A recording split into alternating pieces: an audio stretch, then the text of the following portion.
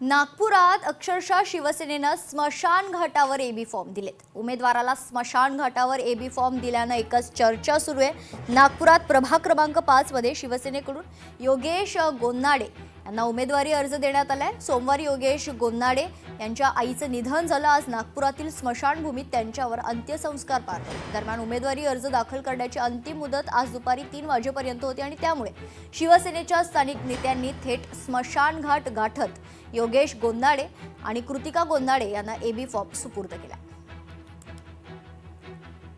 शिवसेना एकनाथ शिंदे यांच्या गटाच्या एका उमेदवाराला थेट शमशानभूमीमध्ये जे आहे ते पक्षश्रेष्ठींकडून उमेदवारी देण्यात आली। त्याचं कारण असं की काल उमेदवारी अर्ज दाखल करण्याच्या पूर्वी जे आहे ते आईचं निधन झालं। त्यानंतर आईचा अंत्यविधी शमशानभूमीमध्ये पार पडत असताना त्यांनी अगदी उमेदवारीची अपेक्षा देखील सोडलेली असताना पक्षश्रेष्ठींनी त्यांच्या हातामध्ये उमेदवारी दिली आहे। आपल्यासोबत स्वतः ते उमेदवार शिवसेनेचे उमेदवार आहेत।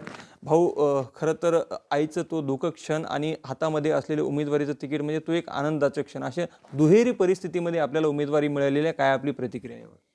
हे एक प्रकारे आईचं एक आशीर्वाद आणि इकडे पक्षश्रेष्ठींचा एक आशीर्वाद ते आम्हाला मिळालं आणि म्हणून मी दुःखातही असताना मग मला ते फॉर्म मिळणं म्हणजे ही एक मोठी अशी एक क्षण होता तो की मी काय करावं, आता इकडे जावं की तिकडे जावं, अशा प्रकारचा क्षण माझ्या भावनिक निर्माण झाल्या। पण तरी पण मी एक इतक्या वर्षाचा माझा जो अनुभव होता त्या अनुभवावरून मला वाटलं की नाही, आपण आता आपला फॉर्म भरलं पाहिजे, पक्षश्रेष्ठीने पाठवलं, त्याचा आदर ठेवलं पाहिजे आणि म्हणून मी ते फॉर्म आज भरायला गेलो। त्याच्यामुळे माझा एक असं झालं की सामाजिक नातं इतक्या वर्षाचं जे आहे त्याला म्हणजे एक परिश्रमाचं फळ म्हणावं म्हणून ते मला मिळालं। बाबांनी जे काही कामं केले आहेत आणि की त्यांनी जे काही पार पाडलेलं आहे त्यांच्यावर जेवढा विश्वास आहे सगळ्या पार्टीच्या वरिष्ठ पदाधिकाऱ्यांचा, त्याच्यामुळेच कुठे ना कुठे माझ्यावर पण विश्वास आलेला आहे आणि त्याच्यामुळेच मला हे सगळं मिळालेलं, म्हणजे एक संधी मिळालेली आहे की मला पुढे जाऊ द्यायचा एक प्रयत्न। निवडणुकीला जे आहे ते बाप लेक दोघेही जे आहे ते समोर जाणार आहे आणि विजयी तिलक लावून जनसेवेचा वारसा अजून पुढे असाच कायम ठेवतील अशी भावना, अशी अपेक्षा त्यांनी लोकशाही मराठीसोबत बोलताना व्यक्त केली आहे। लोकशाही मराठीकरता मी ज्ञानेश्वर पवार, नागपूर। कल्याण डोंबिवली महानगरपालिका निवडणुकीत भारतीय जनता पक्षाचा एकच गोंधळ पाहायला मिळतोय। वेळ संपली असतानाही आज खरं तर अर्ज भरण्याचं काम सुरू होतं। वेळेनंतरही उमेदवाराचा अर्ज भरल्याचा आरोप होतोय। पूनम पाटील यांनी आपल्या पोस्टच्या माध्यमातून हा आरोप केलाय।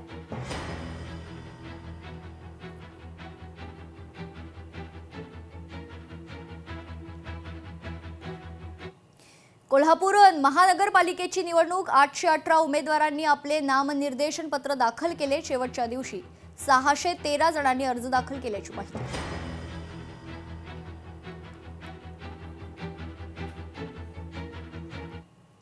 जालन्यात भारतीय जनता पक्ष स्वबळावर निवडणूक लढणारे भाजपाचे आमदार बबनराव लोणीकर यांनी या संदर्भात माहिती दिली आहे। भारतीय जनता पक्ष शिवसेनेचा काही जागांवर वाद असल्याने युती तुटली आहे। भारतीय जनता पक्ष 64 जागांवर तर आठवले गट 1 जागेवर निवडणूक लढणार असल्याची माहिती लोणीकरांनी दिली आहे।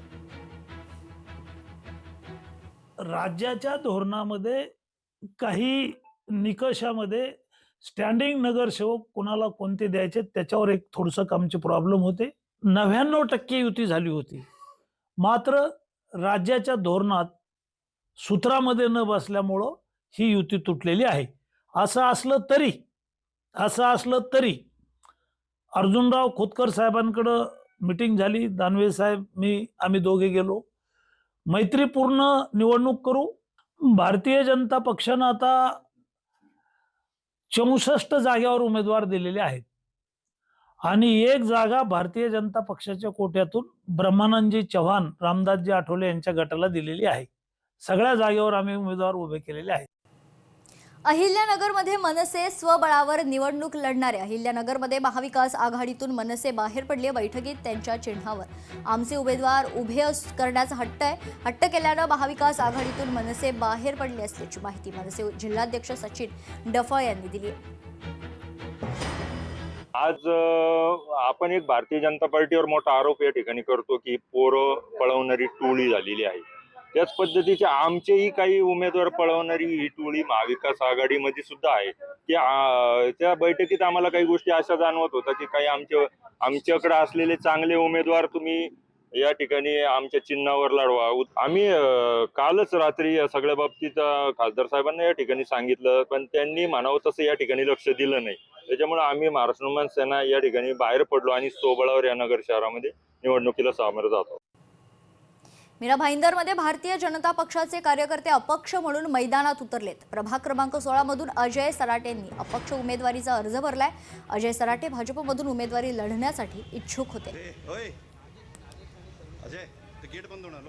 आजपर्यंत आपण हा जो प्रवास केलाय तर त्याचा प्रवास हा शेवट गोड करी म्हणून कुठेतरी आपण फॉर्म भरला पाहिजे आणि याचा शेवट हा योग्य प्रकारे झाला पाहिजे असं सगळ्यांचं एकमत झालं आणि त्याचमुळे मला हा आज अपक्षाचा फॉर्म इथे भरायचा आहे. परंतु मला त्याचबरोबर हे सांगायचं आहे की मी भारतीय जनता पार्टीचा कट्टर कार्यकर्ता आणि पदाधिकारी असून यापुढे सुद्धा भारतीय जनता पार्टीच्या विचारांनीच आपण पुढे जाणार आहोत आणि काम सुद्धा करणार आहोत हेच आपल्या माध्यमातून सांगू इच्छितो. भाजप नेत्या वनिता बने यांना हृदयविकाराचा झटका आल्याची धक्कादायक घटना समोर आली. भाजपकडून श्रद्धा बने यांना निवडणुकीचं तिकीट न मिळाल्याच्या मानसिक धक्क्यातून हा त्रास झाल्याची माहिती मिळते. वनिता बने यांना रुग्णालयात दाखल करण्यात आलंय. सध्या प्रकृती स्थिर असल्याची डॉक्टरांची माहिती. माझ्या मुलीला तिकीट द्यावी असं मी आग्रह केलेला होता, मी सांगितलेलं. मी ठराविक वार्डामधूनच द्या, तिकडे गणित बसते नाही बस असं नव्हतं, पण 95मधून तुम्ही जिथे योग्य वाटेल तिकडे द्या की जेणेकरून स्वर्गवासी मिस्टर माझे बने त्यांना मी एक श्रद्धांजली मिळेल. आमची मुलगी छोटी आहे, माझी मुलगी छोटी नाही, माझी मुलगी 30-32 वर्षाची आहे, लहान नाही आहे ती. मी तिचं लग्नकार्य थांबवलं या इलेक्शनसाठी, कारण तिच्या वडिलांची इच्छा होती, तिच्या आईची इच्छा होती की माझ्या मुलीने कॉर्पोरेटर बनावं. मी काही खूप मोठा आमदार खासदार किस्सा नाही मागत होती, ग्राउंड लेवलचंच तिकीट मागत होती. त्याच्यात जर मला डावललं तर ठीक आहे, मी पुढे कोणाला जिंकवलं. लोकशाही मराठी ऐका, पहा, जागरूक रहा.